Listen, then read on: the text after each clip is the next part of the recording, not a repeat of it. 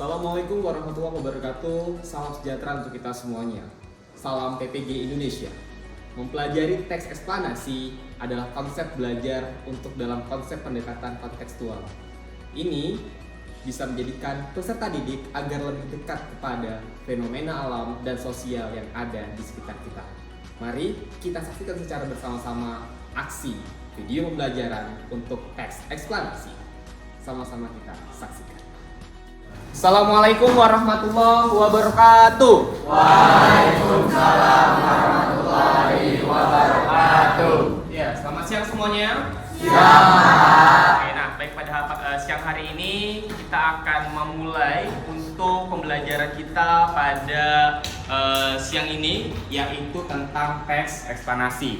Nah, sebelum itu ya, saya mau mencoba untuk mempersiapkan kelas dulu yang diketuai oleh ketua kelas. Silakan ketua kelasnya disiapkan dulu.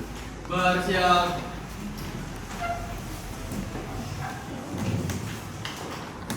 Beri salam. Assalamualaikum warahmatullahi wabarakatuh. Waalaikumsalam warahmatullahi wabarakatuh. Ya, baik. Ini siang hari. Ya, saya tahu kalian mungkin sedikit capek. Jadi kemarin saya ada sedikit memberitahukan tentang apa? Ice breaking, tapi saya ganti ice breakingnya. Ya, bukan seperti konsep yang kemarin. Ini lebih menindaklanjuti bahwa siapa kelompok yang paling kompak, akan lihat siapa yang paling kompak dan siapa yang kurang kompak. Ya, oke. Mungkin karena kita nanti akan ada 2 pertemuan, jadi saya harapkan untuk yang ice breaking ini tahap awal, nanti pertemuan berikutnya ada lagi. Oke, nah silakan semuanya untuk berdiri dulu. Oke, kalau saya bilang pagi, kalau saya bilang siang, kalau saya bilang sore, kalau saya bilang malam. Baik, oke, tangan persiapan. Oke, yuk, sore, kuat-kuat ya. Sore, siang, pagi, malam. Ada yang salah. Malam. Oke, dah cukup ya. Teman kali ini ya sesuai dengan materi yang saya sampaikan di sini adalah itu tentang menyatu dengan fenomena alam dan sosial pada teks eksplanasi. Ya, nah di sini saya mau kepada kalian semuanya, lihat judulnya aja udah menyatu nih. Berarti nanti kalian dengan teks eksplanasi atau gambaran dengan menggunakan media gambar, kita akan sama-sama melihat bahwa oh ternyata susunan gambar yang saya buat ini itu adalah gambar-gambar yang dekat dengan kehidupan sehari-hari. Yang kedua adalah setelah kalian nanti telah tersusun puzzle-nya, ya, kalian akan menjawab beberapa pertanyaan yang telah saya sediakan. Nah, terakhir fokusnya ke sini. Kita akan mengidentifikasi kerangka karangan yang nantinya kalian akan susun sesuai dengan gambar puzzle yang telah disusun tadi. Kita saksikan dulu ini.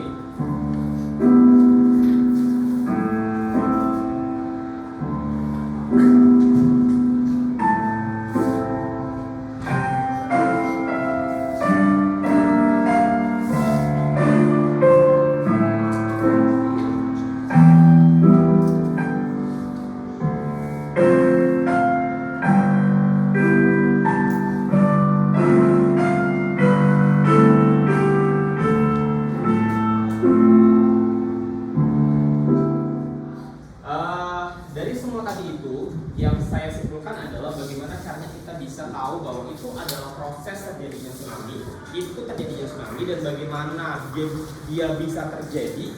Nanti kalian bisa cari di dalam bentuk sumber referensi yang ada di sini. Saya mau bagian yang ini, tolong untuk Said, mana Said? Nah, oke, di situ aja ya. Said, coba kamu jelaskan apa itu teks eksplanasi, Said. Silakan Said. Assalamualaikum warahmatullahi wabarakatuh. Selamat siang teman-teman yang saya banggakan semua. Jadi saya Syed Ali Roidi akan menjelaskan apa itu teks eksplanasi. Teks eksplanasi adalah salah satu jenis teks yang dikembangkan berdasarkan kaidah ilmiah. Biasanya memaparkan tentang seperti yang video tadi, fenomena alam atau sosial atau budaya yang lain. Oke, ya bagus. Oke, kita untuk saya. Ini saya ingin coba Brandon. Oke, Brandon. Apa perbedaan antara yang eksplanasi dengan prosedur? Selamat pagi, nama saya Brandon Bedia. Izinkan saya untuk menjelaskan apa perbedaan dari teks eksplanasi dan teks prosedur.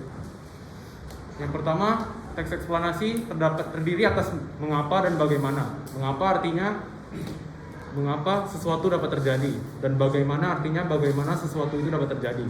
Sedangkan teks prosedur hanya terdiri atas bagaimana, yang artinya bagaimana caranya membuat sesuatu. Oke, baiklah untuk Brandon. Dalam sebuah teks eksplanasi itu punya struktur yang nanti kita akan buat, ya. Ini dia. Ya, ada 3. Nah, ini saya akan coba untuk siapa ya? Mana Pasha? Oke, yuk Pasha, silakan Pasha. Terima kasih atas kesempatan yang diberikan kepada saya. Assalamualaikum warahmatullahi wabarakatuh. Waalaikumsalam warahmatullahi wabarakatuh. Selamat siang teman-teman. Jadi di sini saya akan menjelaskan tentang struktur dari teks eksplanasi.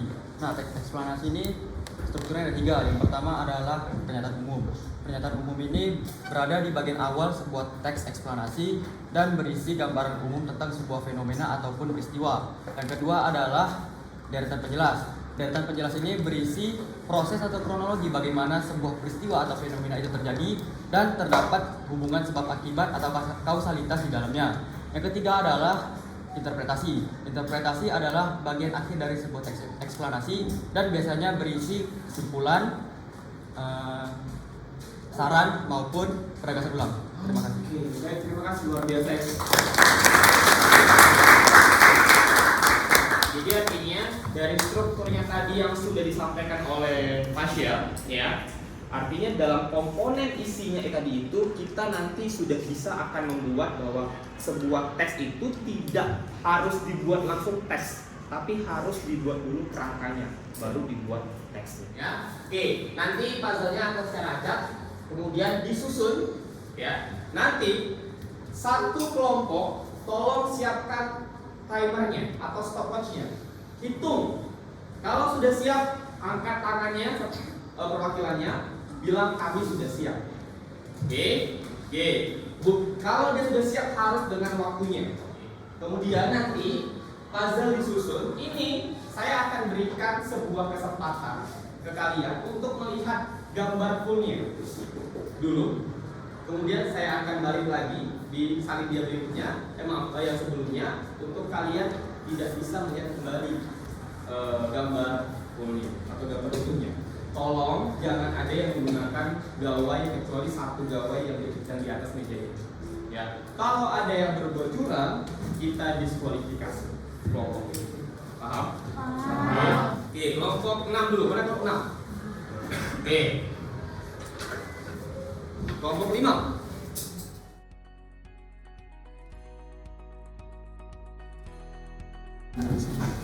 Tiga, 2, 1, mulai.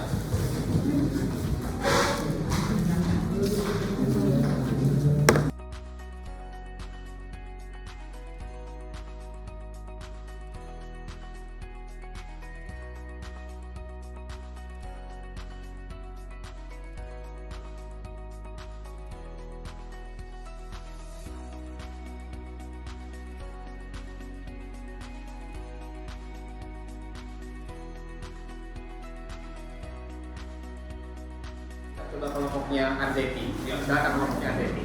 Terima kasih kepada Pak Zaki. Baik Kak, jadi gambar ini adalah fenomena alam yaitu fenomena banjir.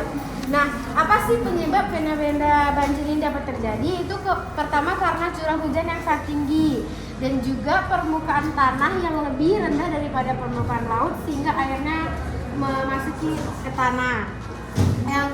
Terus mengapa sih fenomena ini dapat terjadi dan bagaimana dapat terjadinya? Banjir itu dapat terjadi karena daya serap air lebih besar daripada daya serap ke tanah sehingga kemampuan daya tanah pun mengurang kan. Terus hujan yang terus menerus dapat menyebabkan jumlah air yang turun tuh banyak, sehingga tanah yang untuk menyerap air tersebut itu sedikit kan, jadi menyebabkan munculnya genangan air. Nah, fakta-fakta contohnya seperti di wilayah Tanjung Pinang ini sering terjadi bencana banjir itu di wilayah Tanjung Pinang Barat. Sebanyak 80% wilayahnya terkena genangan banjir apabila terjadi hujan. Terus, jadi kesimpulannya, agar tidak terjadi banjir dan mengurangi banjir, kita harus membuang sampah pada tempatnya yang pertama. Terus sering-sering membersihkan saluran-saluran air di wilayah kita agar tidak terjadi banjir. Oke, sudah cukup? Oke, tepuk tangan untuk saya Rani. Kelompok saya Zaki Mahardika Firdaus dari kelompok 4. Jadi pelajaran yang kami dapatkan adalah mengenai anak jalanan. Jadi fenomena anak jalanan ini bisa disebabkan oleh beberapa faktor, bisa dari karena masalah keluarga, masalah ekonomi, ataupun pergaulan yang kurang baik. Dan berbagai faktor inilah yang menyebabkan si anak turun dan berkeliaran di jalanan. Jadi kesimpulannya adalah fenomena ini merupakan fenomena yang kurang baik, karena anak-anak yang seharusnya belajar dan menggapai cita-citanya malah berkeliaran tidak jelas di jalan-jalan, sehingga kita ini seharusnya memperhatikan lebih banyak tentang anak-anak ini, sehingga mereka bisa memiliki masa depan yang lebih baik. Oke, baik, luar biasa.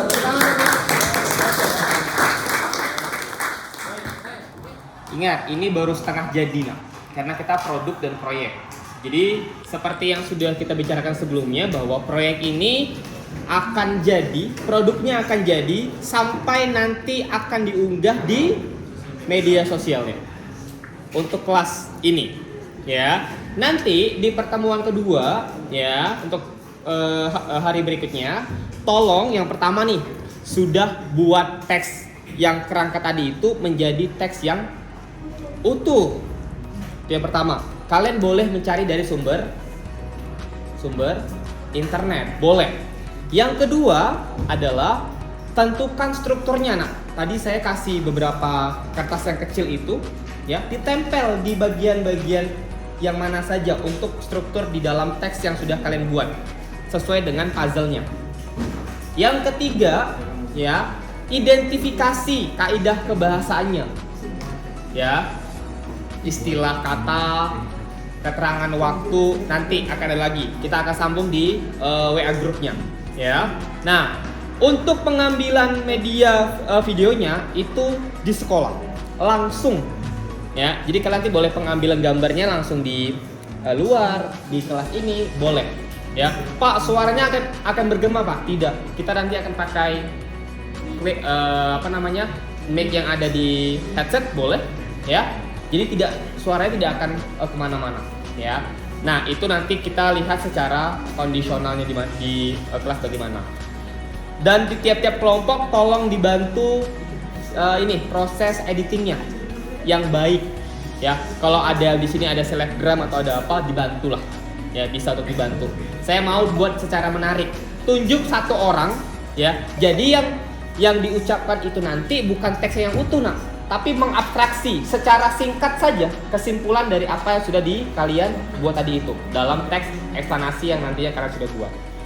Oke, nah, jadi ini baru setengah pertemuan lagi nanti kita akan di hari apa lagi nanti kita akan coba untuk berdiskusi lagi. Untuk hari ini cukup sampai di sini dulu. Oke, tepuk tangan untuk 11 MIPA 2.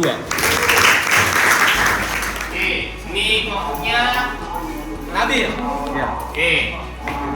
Ini Nabil kelompoknya. Oke.